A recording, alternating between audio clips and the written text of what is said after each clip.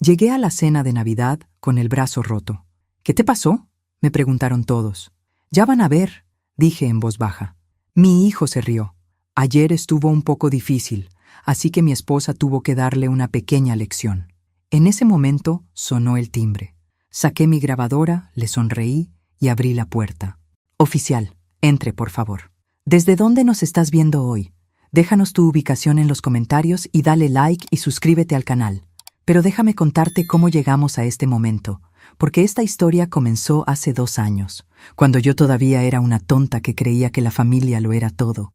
Me llamo Carmen Delgado, tengo 52 años, y hasta hace poco pensaba que era una mujer afortunada. Vivía en una hermosa casa en Guadalajara con mi hijo Rodrigo de 28 años y su esposa Valeria de 26. Después de quedarme viuda hace 4 años, ellos insistieron en que me mudara con ellos. «Mamá, no puedes vivir sola», decían. «Te necesitamos aquí». Qué ingenua fui al creerles. Mi esposo Miguel me había dejado una herencia considerable: la casa, ahorros y un seguro de vida que sumaban casi 1,5 millones de pesos. Era suficiente para vivir cómodamente y ayudar a mi familia cuando fuera necesario. El problema fue que necesario se convirtió en constante. La primera señal llegó 6 meses después de mudarme con ellos. Rodrigo se acercó nervioso una tarde de abril del año pasado. «Mami, tenemos una situación. El negocio de consultoría tiene problemas de flujo de efectivo. Solo necesitamos 50,000 pesos por 2 meses. Como cualquier madre que ama a su hijo, accedí. Los cheques se extendieron mucho más allá de 2 meses. En junio, Valeria necesitaba dinero para unos cursos que revolucionarían su carrera. 30,000 pesos. En agosto, problemas con el coche. 20,000 más. En octubre, oportunidad de inversión única. Otros 40,000. Para noviembre del año pasado, ya había prestado 140,000 pesos que aparentemente se habían evaporado. Cada vez que preguntaba por el dinero, Rodrigo cambiaba de tema o me aseguraba que pronto lo arreglaríamos. Pero lo que realmente me abrió los ojos pasó en diciembre. Era domingo por la mañana. Yo estaba preparando café cuando escuché a Rodrigo y Valeria hablando en su cuarto. Sus voces llegaban claramente por el conducto de ventilación. «¿Cuándo crees que se muera la vieja?», preguntó Valeria casualmente, como quien pregunta por el clima. «Valeria, no digas esas cosas». «¿Por qué no? Tiene 52 años, puede vivir otros 30 años. No podemos esperar tanto». «¿Qué sugieres?». «Que encontremos maneras de acelerar las cosas. O al menos asegurar que cuando llegue el momento, todo esté legalmente arreglado». Me quedé helada junto a la cafetera. Mi propia nuera estaba hablando de mi muerte como si fuera un inconveniente financiero. «No puedo creer que estés diciendo esto», murmuró Rodrigo. «Rodrigo, ¿cuánto dinero le hemos sacado ya?» 140,000. «Pero, ¿y cuánto más podemos sacarle sin que sospeche? No sé, tal vez otros 60, 80,000. ¿Y después qué? ¿Esperamos a que se muera naturalmente mientras pagamos renta en este lugar? ¿Mientras vemos cómo gasta nuestro dinero en tonterías? Nuestro dinero, como si hubieran trabajado un solo día para ganarlo». Esa conversación cambió todo. Subí sigilosamente a mi cuarto y por primera vez en meses cerré la puerta con llave. Necesitaba tiempo para procesar lo que había escuchado y decidir qué hacer. Porque una cosa era segura: Carmen Delgado no se iba a quedar sentada esperando a que su propia familia planeara su muerte. Durante las siguientes semanas observé a Rodrigo y Valeria con nuevos ojos. Cada sonrisa, cada «¿Cómo amaneciste, mamá?», cada gesto de cariño aparente ahora me sonaba falso. Era como vivir con actores que interpretaban el papel de familia amorosa. En enero de este año decidí hacer algo que no había hecho desde que me mudé con ellos: revisar mis finanzas completamente sola. Le dije a Rodrigo que tenía cita médica y en su lugar fui al banco. Luis Hernández, mi asesor financiero, me recibió con sorpresa.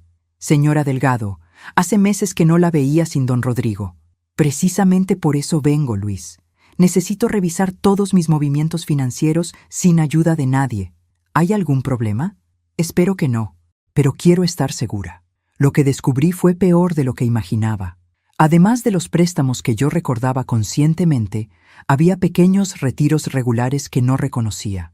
500 pesos aquí, 1,000 allá, siempre los viernes cuando yo estaba en mi clase de aqua aeróbicos.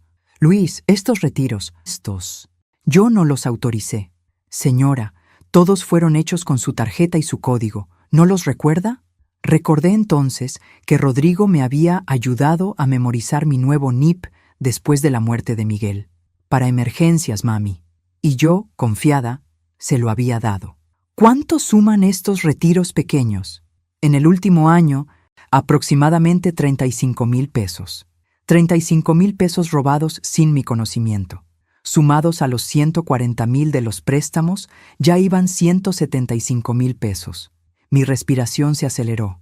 Luis, necesito hacer algunos cambios inmediatamente. Cambié todos mis códigos. Cancelé las tarjetas adicionales, abrí una nueva cuenta en otro banco y transferí la mayor parte de mi dinero allí. Solo dejé lo mínimo en la cuenta original para no levantar sospechas inmediatamente. Cuando llegué a casa esa tarde, Rodrigo me esperaba en la cocina con una sonrisa que ahora me parecía siniestra. ¿Cómo te fue en el doctor, mami? Bien, hijo. Todo normal para mi edad. ¿Segura? Te ves un poco alterada. Era increíble cómo había perfeccionado el arte de parecer preocupado cuando en realidad estaba sondeando información. Solo cansada del tráfico. Valeria apareció desde la sala. Carmen, estábamos pensando que tal vez deberías considerar que Rodrigo te acompañe a tus citas médicas. A tu edad es importante tener apoyo. A mi edad. Como si 52 años fuera sinónimo de incapacidad mental. Gracias, querida. Pero puedo manejar mis asuntos perfectamente. Por supuesto que puedes, dijo Rodrigo rápidamente. Pero nosotros nos preocupamos por ti. Esa noche, acostada en mi cama, reflexioné sobre mi situación. Estaba viviendo con 2 personas que me habían robado 175,000 pesos y hablaban casualmente de mi muerte como si fuera una transacción comercial. La Carmen de antes habría confrontado a Rodrigo directamente. Habría llorado, habría suplicado por explicaciones. Pero esa Carmen había muerto en la cocina cuando escuché esa conversación. La nueva Carmen era más inteligente, más calculadora, y había decidido que si querían jugar a robar y manipular, ella también podía jugar, solo que ella era mejor en estos juegos de lo que ellos imaginaban. Al día siguiente, comencé mi propio plan de investigación. Contraté discretamente a un investigador privado para que indagara en las finanzas de Rodrigo y Valeria. Necesitaba saber exactamente en qué estaban gastando mi dinero, porque si iban a tratarme como enemiga, descubrirían que habían subestimado gravemente a su oponente. El investigador privado que contraté se llamaba Fernando Ruiz. Era un hombre de unos 50 años, ex policía, con esa manera directa de hablar que me inspiraba confianza. Nos reunimos en un café discreto del centro.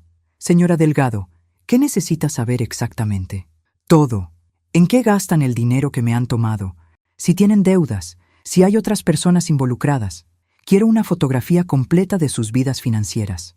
¿Sospecha de algo específico? Le conté sobre los retiros no autorizados y los préstamos que nunca se devolvieron. No mencioné la conversación que había escuchado sobre mi muerte. Eso sonaba demasiado dramático incluso para mí. Le va a tomar unas 3 semanas tener información completa, me dijo Fernando. ¿Su familia sospecha que está investigando? No creo, pero son más astutos de lo que pensé inicialmente. Mientras esperaba los resultados de Fernando, continué con mi rutina normal, pero observando todo con más cuidado. Me di cuenta de cosas que antes pasaba por alto. Valeria siempre salía cuando yo recibía estados de cuenta bancarios. Rodrigo hacía preguntas casuales sobre mis planes financieros futuros. Ambos se ponían nerviosos cuando mencionaba visitar al notario para actualizar mi testamento. También noté que habían comenzado a invitar regularmente a un amigo de Valeria llamado Daniel Torres, un hombre de unos 35 años, bien vestido, que trabajaba en finanzas, pero nunca especificaba haciendo qué exactamente. Daniel siempre llevaba la conversación hacia temas como planificación patrimonial, fideicomisos familiares y la importancia de proteger a las personas mayores de decisiones financieras complicadas. Una noche, durante una de estas cenas, Daniel me dijo: «Señora Carmen, ¿ha considerado establecer un poder notarial? Es una herramienta muy útil para familias como la suya». ¿Qué tipo de herramienta? Bueno, le permitiría a Rodrigo manejar sus finanzas si usted se enfermara o tuviera problemas para tomar decisiones complejas. Tengo 52 años. Daniel, mi mente funciona perfectamente. Por supuesto, pero la planificación preventiva es siempre inteligente. Valeria intervino. Carmen, Daniel tiene razón. Mi abuela esperó demasiado y cuando necesitó ayuda, todo se volvió muy complicado. ¿Y qué le pasó a tu abuela?, pregunté inocentemente. Valeria titubeó. Desarrolló problemas de memoria. Qué triste. ¿A qué edad? A los 70 y tantos. 20 años mayor que yo. Interesante. El silencio incómodo que siguió me confirmó que estaban tratando de presionarme psicológicamente. 2 semanas después, Fernando me citó nuevamente en el café. Traía una carpeta gruesa que puso sobre la mesa con expresión seria. Señora Delgado, lo que encontré es preocupante. Dígame, su hijo y su nuera no solo han gastado el dinero que les prestó, han acumulado deudas significativas que ocultan cuidadosamente. ¿Qué tipo de deudas? Tarjetas de crédito por 60,000 pesos. Un préstamo personal por 80,000 más. Y esto es lo más interesante. Están pagando la renta de un departamento lujoso en la zona rosa. ¿Cómo es eso posible? Viven conmigo. Aparentemente, han estado diciéndole a la gente que usted vive con ellos en su departamento. El contrato de renta está a nombre de ambos. La revelación me dejó sin palabras. No solo me habían robado, sino que estaban usando mi casa como tapadera mientras mantenían secretamente un estilo de vida lujoso. ¿Hay más? Sí. Daniel Torres no es solo un amigo casual. Es asesor financiero, pero especializado en casos de tutela legal y manejo de patrimonios de personas incapacitadas. ¿Incapacitadas? Su especialidad es ayudar a familias a obtener control legal sobre los bienes de parientes que han sido declarados mentalmente incompetentes. El puzzle comenzó a armarse en mi mente. No era coincidencia que Daniel apareciera hablando de poderes notariales y problemas de memoria. Era parte de un plan más elaborado. Fernando, ¿qué me recomienda? Que se prepare para una batalla, señora, porque lo que veo aquí es una conspiración para obtener control de su patrimonio, y no van a parar hasta conseguirlo. Esa noche, mientras cenaba en silencio con mis queridos familiares que secretamente mantenían un departamento lujoso con mi dinero robado, decidí que era hora de mostrarles que Carmen Delgado también sabía guardar secretos, y los míos serían mucho más destructivos que los de ellos. Decidí confrontarlos, pero no de la manera directa que esperarían. La Carmen ingenua habría llegado gritando con los papeles de Fernando en la mano. La nueva Carmen era más estratégica. Durante la cena del viernes, mientras Daniel nos visitaba nuevamente, dejé caer una bomba aparentemente casual. Por cierto, dije mientras servía el postre, estuve revisando mis finanzas esta semana. Valeria casi se atraganta con su café. Rodrigo se puso visiblemente tenso. ¿Ah, sí? ¿Todo en orden?, preguntó Rodrigo con voz forzada. Bueno, encontré algunas discrepancias interesantes. ¿Qué tipo de discrepancias? La voz de Valeria sonaba aguda. Retiros que no recuerdo haber hecho. Pequeños montos, pero que suman 35,000 pesos en el último año. El silencio en la mesa era ensordecedor. Daniel se aclaró la garganta. Señora Carmen, a veces a medida que maduramos, podemos olvidar transacciones pequeñas. ¿Madurar? Tengo 52 años, Daniel, no 82. Por supuesto, no quise sugerir. ¿Qué sugeriste exactamente? Rodrigo intervino rápidamente. Mami, tal vez fueron emergencias que cubriste y no anotaste. ¿Emergencias? Los miré directamente. ¿Qué tipo de emergencias requieren retiros de 500 a 1,000 pesos cada viernes durante un año? No lo sé, pero... Yo sí sé. Saqué mi teléfono y mostré una foto que Fernando había tomado. Como este departamento en la zona rosa que aparentemente están rentando. Las caras de Rodrigo y Valeria se descompusieron completamente. Daniel se levantó de la mesa. Creo que mejor me retiro. Esto parece ser un asunto familiar. Siéntate, Daniel. Mi voz tenía una autoridad que yo misma no sabía que poseía. Esto te incluye a ti también. Señora Carmen, yo no... Tú eres asesor financiero especializado en casos de tutela legal. ¿Creías que no iba a investigar por qué apareciste súbitamente en mi casa hablando de poderes notariales? Daniel se quedó callado. Rodrigo parecía estar a punto de vomitar. Mami, puedo explicarte todo. Te escucho. El departamento era para tener privacidad. Somos recién casados y vivir contigo a veces es... ¿complicado? ¿Inconveniente? No es eso, es solo que... Rodrigo, Me has robado 210,000 pesos entre préstamos no pagados y retiros no autorizados. Han gastado mi dinero manteniendo una vida doble y han traído a un especialista en declarar gente incompetente para cenar a mi mesa. Valeria finalmente explotó. No te estamos robando, eres nuestra familia. ¿Familia? Me reí amargamente. La familia no planea cómo acelerar la muerte de sus miembros. La expresión de shock en sus caras me confirmó que sabían exactamente de qué estaba hablando. No sé de qué hablas, murmuró Valeria. Claro que sabes. Tiene 52 años, puede vivir otros 30 años. No podemos esperar tanto. Rodrigo palideció. ¿Nos escuchaste? Los conductos de ventilación de esta casa llevan el sonido directo de su cuarto a la cocina. He escuchado muchas conversaciones interesantes. Daniel intentó levantarse nuevamente, pero lo detuve con la mirada. ¿A dónde vas, Daniel?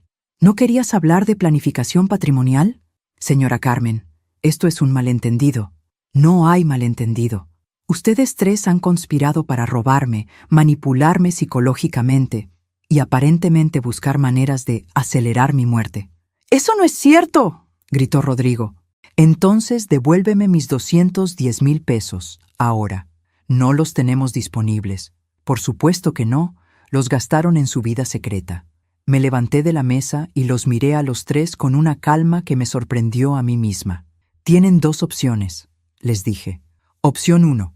Me devuelven cada peso que me han robado en un plazo de 30 días y se van de mi casa para siempre. Opción 2. Presento cargos penales por fraude, robo y conspiración. Mamá, no puedes. Puedo y lo haré. Y Daniel, sugiero que te alejes de mi familia inmediatamente o también enfrentarás cargos por conspiración para cometer fraude. Daniel prácticamente corrió hacia la puerta. Valeria lo siguió, murmurando algo sobre conseguir abogados. Rodrigo se quedó sentado, con la cabeza entre las manos. Mami, lo siento, todo se salió de control. ¿Todo se salió de control o todo salió exactamente como lo planearon? No quisimos que fuera así. Rodrigo, tienen 30 días, no negocio. Esa noche, por primera vez en meses, dormí profundamente. Había trazado la línea de batalla. Ahora solo faltaba ver si ellos eran lo suficientemente inteligentes para retroceder o lo suficientemente estúpidos para seguir adelante. Algo me decía que iban a elegir la estupidez. Los siguientes 30 días fueron una guerra silenciosa. Rodrigo y Valeria alternaban entre tratarme con frialdad glacial e intentos desesperados de manipulación emocional. «Mamá, estás destruyendo a tu familia por dinero», me dijo Rodrigo una mañana mientras desayunaba. «Ustedes destruyeron esta familia cuando decidieron robarme», le respondí sin levantar la vista de mi periódico. «No te robamos, solo tomamos prestado». «Sin permiso, eso se llama robo, hijo». Valeria optó por la estrategia de víctima. Lloraba frecuentemente en conversaciones telefónicas lo suficientemente altas para que yo las escuchara. «Sí, mamá, Carmen nos está echando de la casa. No, no podemos hacer nada». «Sí, está actuando muy extraña últimamente. Tal vez deberías hablar con ella. Qué actriz tan talentosa. Lástima que su audiencia fuera tan limitada». El día 20 de mi ultimátum recibí una visita inesperada. Era la señora Elena Vázquez, madre de Valeria. «Carmen querida, ¿podemos hablar?» «Por supuesto». «Elena, pasa». Elena era una mujer elegante de unos 60 años, con esa manera diplomática de hablar que solo se adquiere con décadas de práctica social. «Carmen, estoy preocupada por esta tensión entre tú y los niños». «¿Los niños?» «Elena, tu hija tiene 26 años y mi hijo 28. ¿Sabes a qué me refiero?» Valeria me dice que han tenido algunos malentendidos sobre dinero. ¿Malentendidos? ¿Es así como llamas al robo de 210,000 pesos? Elena parecía genuinamente sorprendida. ¿210,000 pesos? Tu hija no te contó la cantidad, ¿verdad? Ella mencionó algunos préstamos familiares. Elena, déjame mostrarte algo. Saqué todas las evidencias que Fernando había reunido. Estados de cuenta, fotos del departamento secreto, registros de las deudas de Rodrigo y Valeria. Elena revisó todo en silencio. Su expresión cambió gradualmente de confusión a shock y finalmente a algo que parecía vergüenza. «Carmen, yo no sabía nada de esto. ¿Tu hija no te contó que están viviendo una doble vida con mi dinero?» Me dijo que vivían contigo porque estaban ahorrando para comprar una casa. Están ahorrando, pero es mi dinero el que están guardando. Elena cerró los documentos lentamente. ¿Qué vas a hacer? Ya les di 30 días para devolverme el dinero. Quedan 10. ¿Y si no pueden? Entonces aprenderán que las acciones tienen consecuencias. Carmen, sé que están equivocados, pero son muy jóvenes. Tal vez podrías considerar... Elena, tu hija habló de acelerar mi muerte, porque no quiere esperar 30 años para heredar. Elena se quedó helada. ¿Qué dijiste? Los escuché planeando cómo obtener control de mi dinero más rápidamente. Tu hija ve mi vida como un inconveniente financiero. Eso no puede ser cierto. ¿Quieres que te reproduzca la grabación? Durante las siguientes 2 semanas, Elena trabajó como mediadora no oficial. Aparentemente había tenido conversaciones muy directas con Valeria sobre responsabilidad adulta y consecuencias de las decisiones. Rodrigo comenzó a vender cosas, su reloj caro, algunos equipos electrónicos, incluso su auto deportivo. Pero aún así, al día 30 solo habían reunido 120,000 pesos. Mami, es todo lo que pudimos conseguir, me dijo Rodrigo, entregándome un cheque. ¿Podemos hacer un plan de pagos para el resto? ¿Un plan de pagos? Como si fueras mi cliente en lugar del ladrón que me robó. Por favor, no me llames ladrón. Entonces no actúes como uno. ¿Qué quieres que hagamos? ¿Que vendamos todo lo que tenemos? ¿Todo lo que tienen? Rodrigo, todo lo que tienen lo compraron con mi dinero. Somos tu familia. La familia no roba, Rodrigo. Ya hablamos de esto. Esa noche tomé una decisión. Al día siguiente visitaría a un abogado para formalizar los cargos criminales. Había dado 30 días de gracia, pero claramente mi generosidad había sido interpretada como debilidad. Era hora de que aprendieran que Carmen Delgado ya no era la mujer que se dejaba pisotear por nadie, ni siquiera por su propia sangre. Pero lo que no sabía era que Rodrigo y Valeria también habían tomado una decisión. Y su plan era mucho más siniestro de lo que yo imaginaba. Al día siguiente fui a ver a la licenciada Patricia Vega, una abogada penalista que me había recomendado Fernando.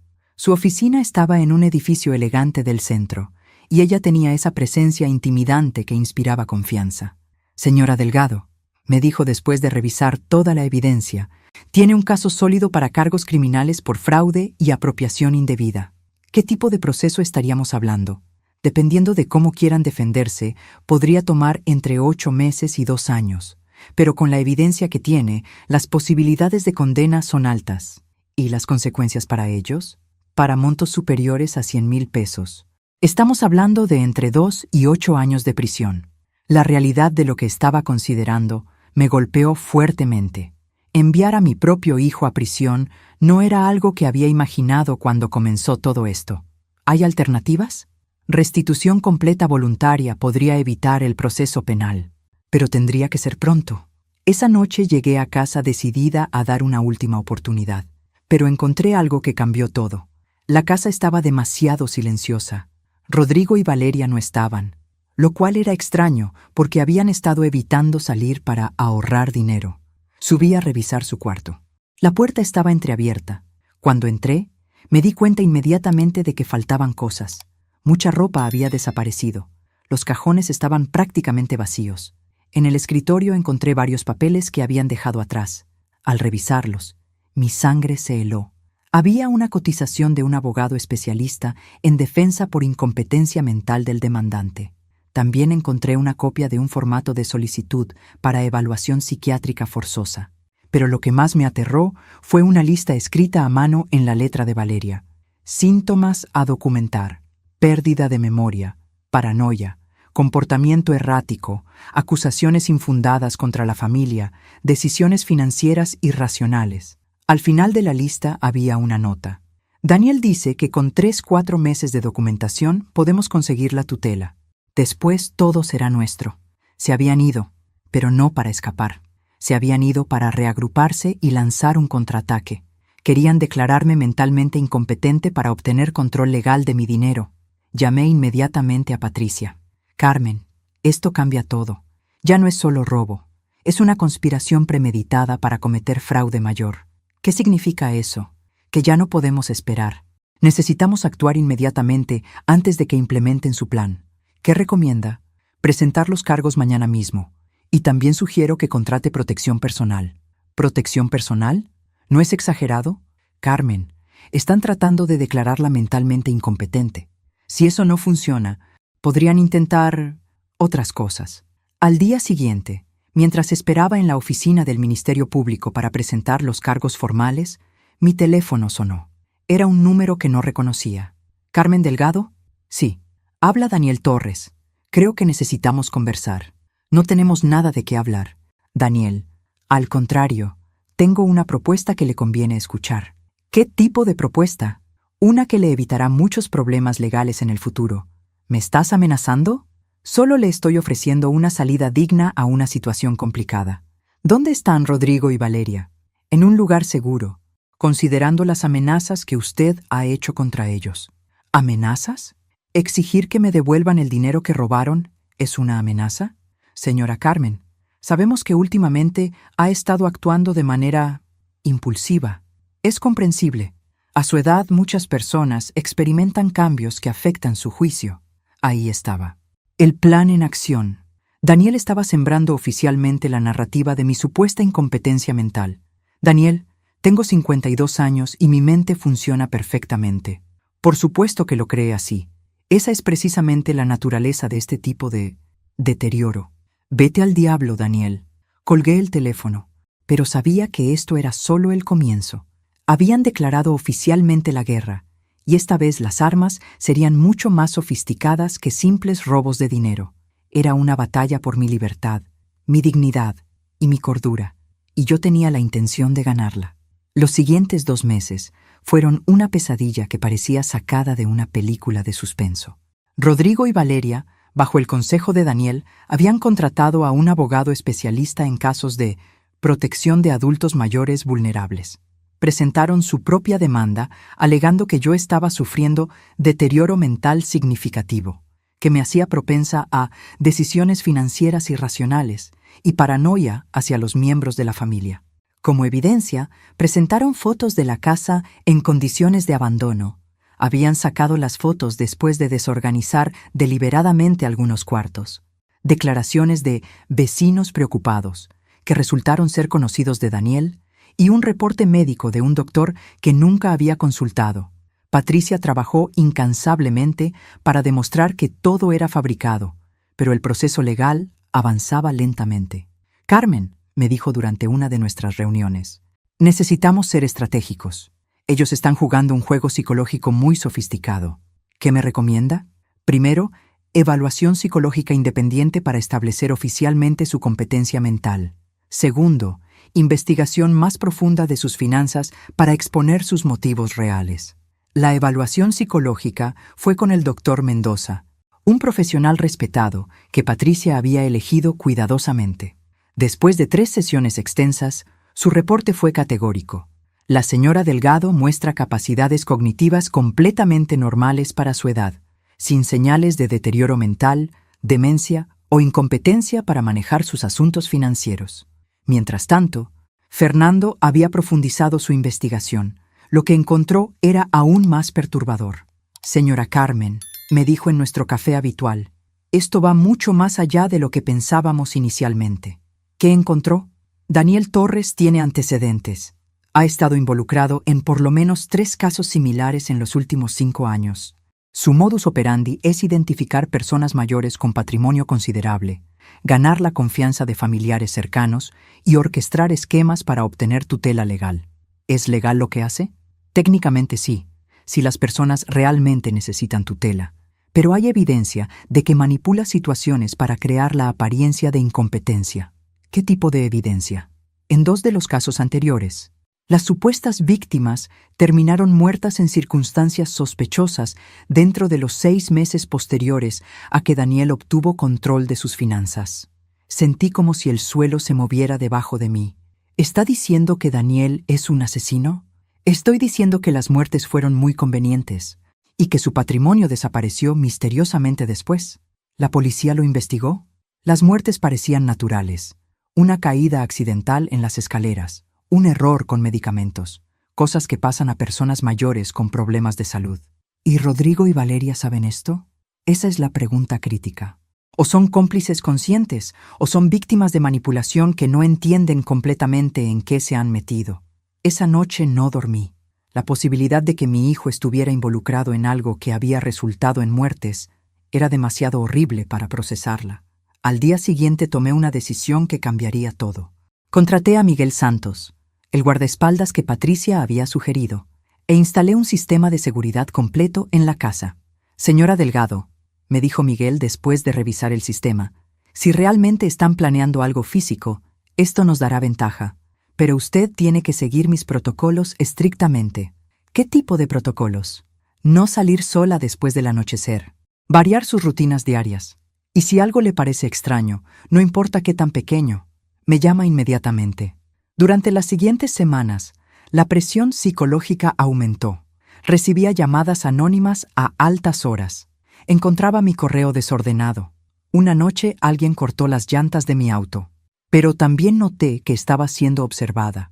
Miguel me había enseñado a detectar vigilancia y definitivamente había personas siguiéndome regularmente. Están evaluando sus rutinas, me explicó Miguel. Estudiando cuándo está sola, dónde va, con quién habla. Es preparación. ¿Preparación para qué? Para el siguiente paso de su plan. Una noche de octubre, ese siguiente paso se reveló, y fue mucho más directo y peligroso de lo que cualquiera de nosotros había anticipado.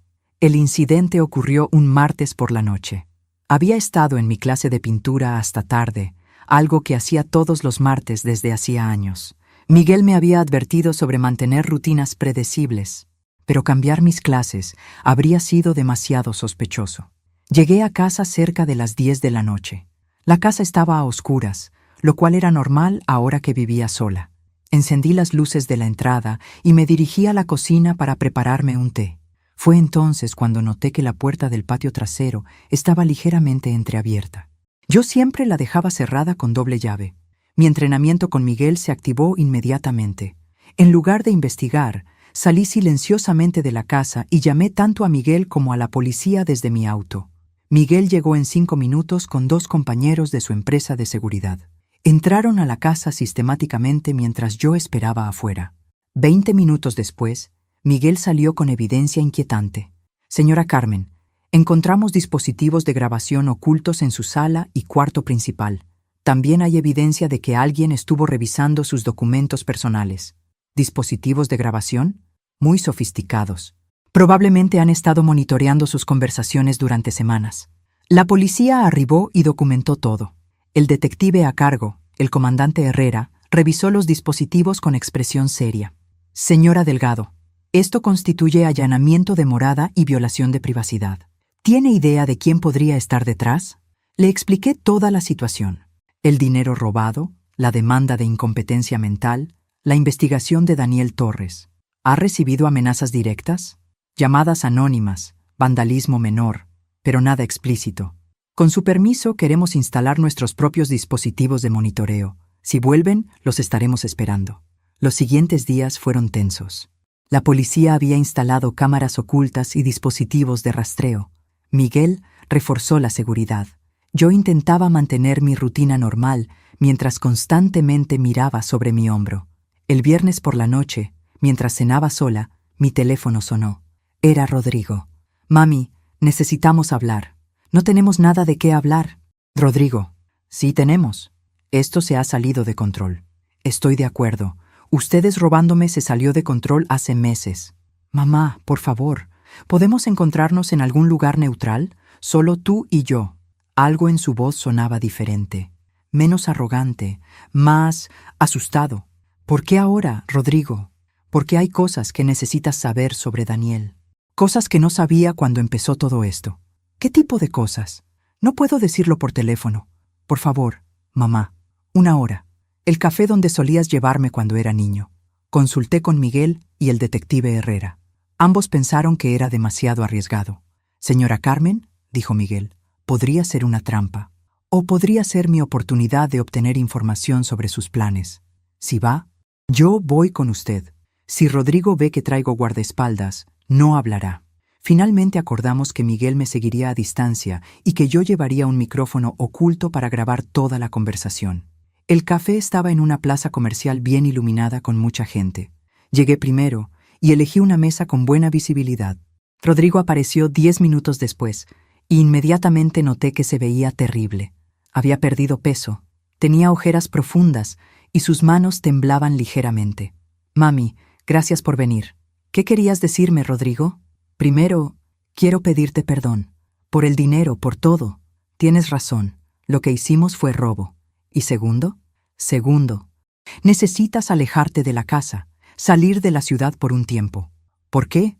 Porque Daniel no es lo que pensábamos. Y Valeria está mucho más involucrada con él de lo que yo sabía. ¿Qué significa eso? Significa que el plan original era solo obtener tutela sobre tu dinero. Pero ahora Daniel está hablando de opciones más permanentes. Las palabras me helaron la sangre. ¿Opciones permanentes? Mami, creo que Daniel está planeando lastimarte. Y creo que Valeria está de acuerdo. ¿Y tú? Rodrigo comenzó a llorar. Yo solo quería el dinero. Nunca pensé que llegaría a esto. Pero ahora tengo miedo de Daniel. Y tengo miedo de lo que Valeria puede hacer. Rodrigo, ¿qué sabes exactamente? Sé que Daniel ha hecho esto antes. Sé que otras personas han resultado muertas.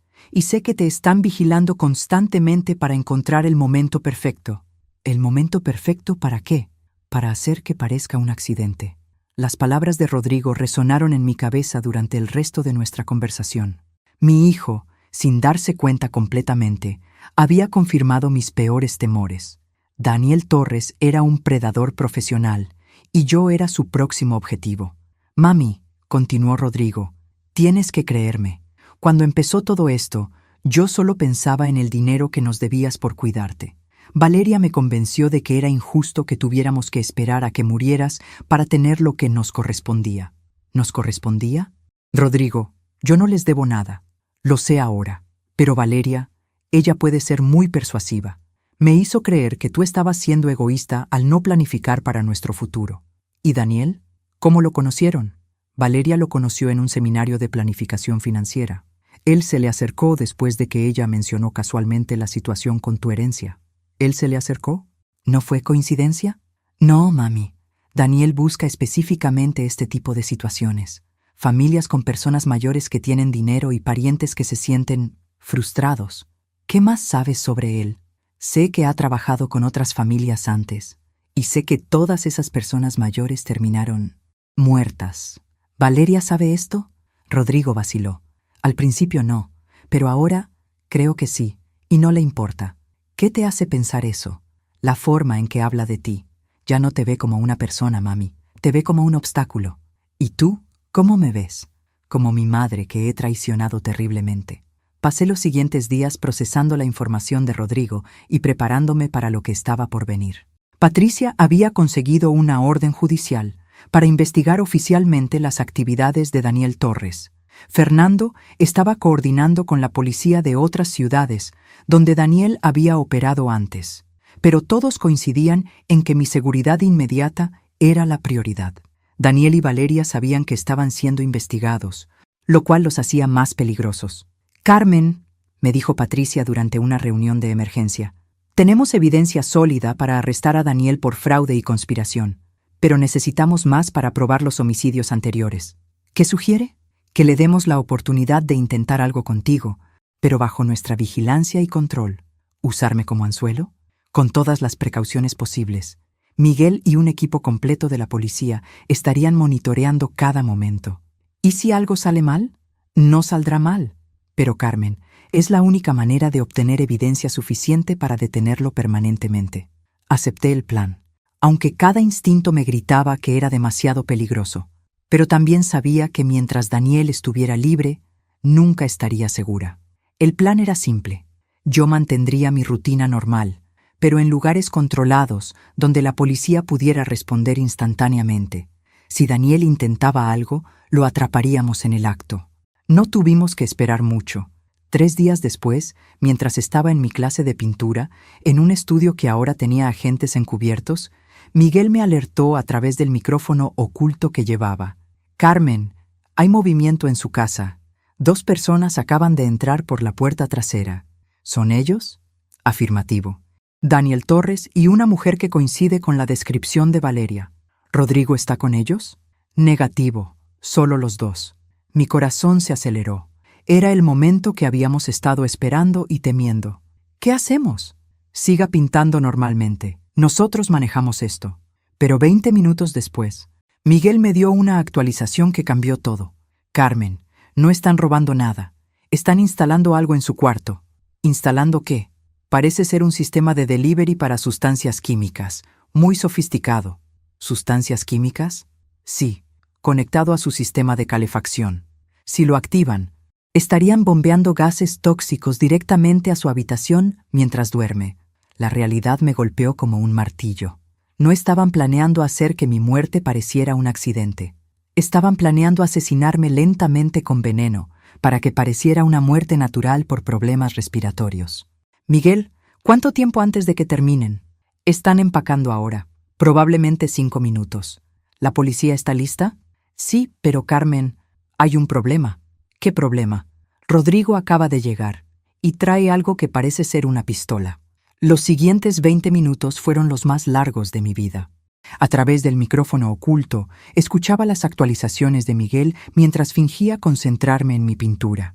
Carmen, la situación se ha complicado. Rodrigo está discutiendo con Daniel y Valeria. Parece que no sabía sobre el sistema de gases tóxicos. ¿Qué están diciendo? Rodrigo está gritando algo sobre que esto no era el plan. Daniel le está diciendo que se calme. ¿Y la pistola? Todavía la tiene, pero apuntando hacia abajo. Parece más asustado que agresivo. 10 minutos después, Miguel me dio la actualización que estaba esperando. Carmen, la policía está en posición. Van a entrar en 30 segundos. Manténgase donde está hasta que le diga que es seguro. Escuché sirenas a la distancia, acercándose rápidamente. Luego el sonido se detuvo abruptamente. Los oficiales habían llegado a mi casa. «Policía, salgan con las manos arriba». A través del micrófono podía escuchar gritos, pasos corriendo, órdenes confusas. «No disparen», era la voz de Rodrigo. Yo llamé para avisar que estaban aquí. «¿Qué?», murmuré. Miguel me clarificó. Parece que Rodrigo efectivamente llamó a la policía. Llegó aquí para detenerlos, no para ayudarlos. 20 minutos después, Miguel me dio autorización para regresar a casa. Lo que encontré fue una escena que parecía sacada de una película policíaca. Daniel Torres estaba esposado en mi sala, rodeado de evidencia de su sistema de envenenamiento. El equipo era increíblemente sofisticado. Tubos conectados a mi calefacción, temporizadores programables y contenedores de gases que, según me explicó después el detective Herrera, habrían causado muerte por asfixia en aproximadamente una semana de exposición nocturna. Habría parecido una muerte completamente natural, me dijo el detective. Problemas respiratorios en una mujer de su edad. Nadie habría sospechado nada. Valeria también estaba esposada, pero ella no mostraba remordimiento. Al contrario, me miró con odio puro cuando entré. «Esto es tu culpa», me gritó. «Si nos hubieras dado el dinero desde el principio, nada de esto habría pasado».